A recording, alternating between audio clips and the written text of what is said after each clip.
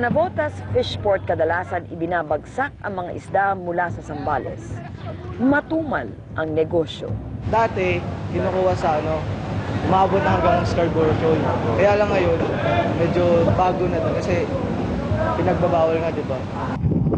Sapul na sapul daw ng fishing ban sa Scarborough ang mga mangingisda ng Zambales. Hindi nila maintindihan kung bakit parehong nagdeklara ng ban ang Pilipinas at China at ang latay ay sa kanila. Na-displace po yung aming mga fishermen. Ang sabi naman po nila, wala naman po kasi napakaluwang naman po yung Scarborough eh. So it took 6 hours bago nyo maikot ang kabuuan. Bakit pa nila babawalan ng ganong katindi yung Scarborough ng Pilipinas? Pwede na lang nila yung i-pre at ba? Pagkasunduin na, sige, libre na lang ang fishing dyan. Huwag lang kumuha ng mga endangered. Kahit pa sabihin na malawak ang karagatan, ang mga fishing operator ay dumadaing din. Siyempre yung fishing ground, biro mo, 130 miles na lang yan. Kung mababawasan pa ng ilang milyahe, di kabawasan din sa fishing ground.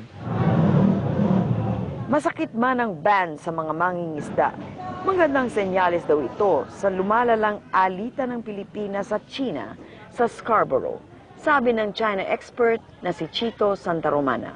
Itong fish pan na ito ay isang paraan sa katunayan na magkaroon ng, kumbaga sa face saving. No? Yes. Yung dalawang panig makaatras.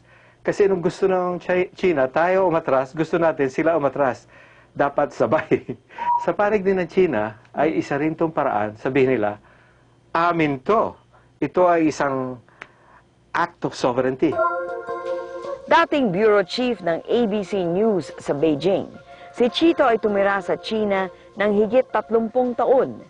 May pulso siya ng mga Chino. Pagkat tumagal ang standoff, malaking posibilidad na magkaroon ng miskalkulasyon sa panig ng China o sa panig natin. Namataan ng Philippine Navy aircraft ang 8 Chinese fishing vessels sa Scarborough Shoal.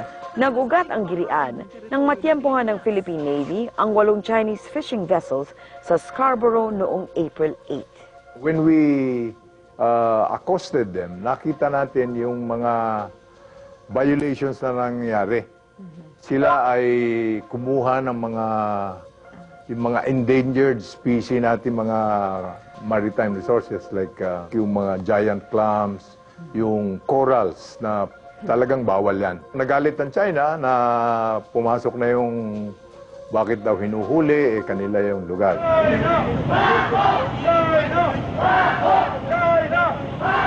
Lumaki ang gulo, nagpalitan ng diplomatic protests at maanghang na salita ang China at Pilipinas. If the Philippines is challenged, we are prepared to secure our sovereignty. Nagmatigas at ipinakita ng China na hindi ito aatas sa laban.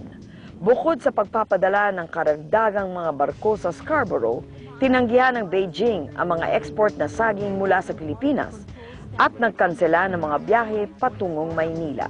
There's a Chinese saying, kung hindi mo gusto ang isa mong kaibigan or kasama sa trabaho, bigyan mo siya ng regarong sapatos. Kaya lang mas maliit ng isang size yung sapatos. Para pagsuot niya at naglakad siya, hirap siya. Kumbaga sa pahirapan mo ang hindi mo gusto. Sa basa ko, pinapahirapan na tayo. So dito, nandyan lahat. Sa kabila ng paninindak ng China, pinaninindigan pa rin ng Pilipinas na ang Scarborough Shoal ay bahagi ng teritoryo ng bansa. Under international law, sa atin po yan, 200 nautical miles. Wala ho nung pwedeng umangkin yan. Okay. Ngayon, darating ho ang China, sasabihin na hindi. Lahat ho na nasasakop ng amin 9 dash lines dahil sa panahon pa ho ng Ming Dynasty, sa amin na ho yan. Wala naman hong tatanggap niyan.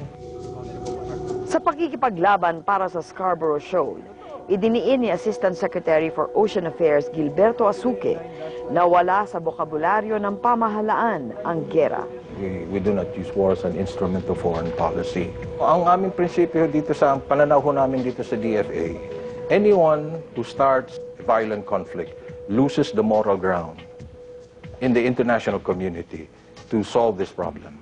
Misyon ng barko na... Sabi ni Asuque, may obligasyon ng Pilipinas sa United Nations na ayusin ang lahat ng sigalot sa matahimik na paraan. Nakasaad din daw ito sa ating konstitusyon. Yan po ang pinakmataas na layunin natin. Ano pong nasa ilalim nun? Nasa ilalim po nun ay ipagtanggol ang kasarinlan o sovereignty of the Philippines. Maliwanag po yun kung ano po ang ibig sabihin ng sovereignty. Yan po ay ang ating mga katubigan, mga isla at lupa. Bato lang yun nandun. Nag-aaway ang isang malaking China at isang maliit na Pilipinas. Ano ba ang pinag-aawayan natin? Yung bato? Napakalaki po. Kikita lang ho ng ating akala nila, isang bato lang po yan. Pero kung idudugtong mo po yan sa iba pong lugar ng Pilipinas, parte ho yan ng ating continental shelf. Ibig sabihin, yung seabed, yung lupain sa ilalim ho ng dagat, lahat ho ng langis, natural gas, at saka ano pang mga minerals na makukuha sa Pilipinas po, sa Pilipinas po yan. Kung inangkin nila ho yung Scarborough Shoal, paano naman po yung ating kabuuang continental shelf? And seek a diplomatic solution to the issue. Diplomasya at sabay-sabay na pagdulog sa Association of Southeast Asian Nations at International Tribunal on the Law of the Seas ang atake ng Pilipinas sa problema. Hindi sang-ayon dito ang China. Bilateral talks ang gusto nitong mangyari. Ibig sabihin ng bilateral dalawa. Pero mas malaki yung kausap mo eh. Marami siyang, para bang David and Goliath po to. Ngayon, gusto natin to maging international para patas tayo. Tinatawag, we're on a level playing field. Ngayon, sabi natin na hindi ho pwedeng bilateral yan, multilateral, dahil maraming ibang bansa rin ang nakikiangkin.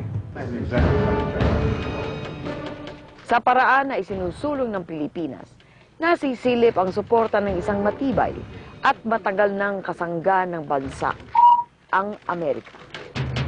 Hindi rin ito nagugustuhan ng China. Ipinaliwanag ni Senate President Juan Ponce Enrile sa isang Senate hearing kung bakit. China will not dare fire at any Philippine military vessel in that area because we have a treaty alliance with an equal superpower of the world. In fact, the only one right now, America. And we can invoke the Mutual Defense Treaty if China will make the error of firing at us. That will squarely come under the ambit of the Mutual Defense Treaty. We cannot ask them to come to our aid. But if our vessels are attacked by any other power in the Pacific area, then or even our aircraft, then we can invoke the Mutual Defense Treaty. Otherwise, that treaty is meaningless. We are so honored.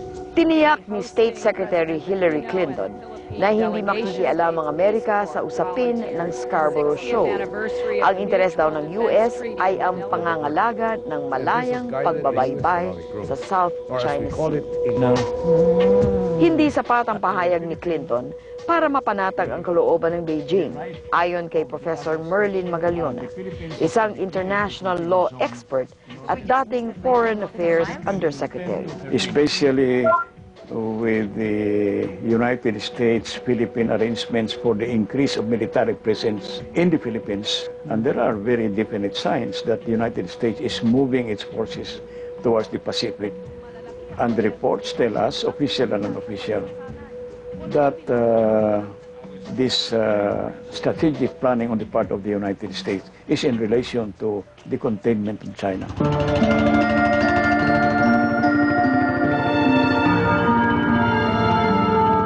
Humuhupa na raw ang tensyon sa Scarborough. Nagkasundo na ang dalawang bansa na paalisin ang kani-kaniyang barko na nakatigil sa loob ng bahura. Pwede tayong doon sa likod, doon sa labas, pwede ho. Hinihintay po namin na ang China ay tumupad doon sa parte ng usapan yon. Tayo na umalis umalis na yung ating mga... Well, ang atin lang po, isang dalawa. Pero nandun lang siya sa labas ng shoal at malapit. Ganon din po yung China. Wala ho silang Chinese vessels, 5 coastal maritime surveillance ship at 3 FLEC, yung Fisheries Law Enforcement. So wala ho sila sa 2 sa Pilipinas.